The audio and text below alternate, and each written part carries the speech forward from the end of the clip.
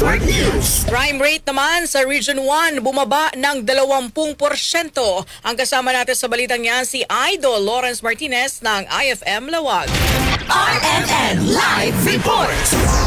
Nagpapasalamat si Police Brigadier General Dindo Regis Reyes sa lahat ng kapulisan dito sa Region 1 matapos na bumaba ang crime rate sa 20%. Ayon sa kanya ay malaki ang impact ng information dissemination at ng 5 minutes response na sa tingin niya ay magandang programa ng kapulisan. Ang focus crimes natin, index crimes ay bumaba ng 20% kung ikukumpara sa taong period noong 2024 to 2025. Bumaba ito ng 20%. Kaya masaya tayong ipagmamalaki sa buong rehiyon na mababa po ang ating index crimes. That's for Ilocos Norte or Sa kabuuan ng Region 1.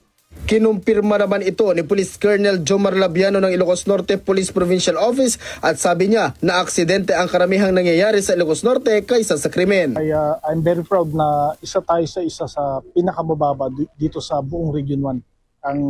Ang crime rate sa Ilocos Norte as usual, alam niyo na yung vehicular traffic incident doon sa luwang from Badok to Pagudpud. Yun lamang yung medyo crucial na alam nyo kasi pag December tourist is fluctuating sa local tourist saka international tourist pumupunta sa norte. That indicates yung economic movement na kakambal niya yung progress at saka yung public safety and security.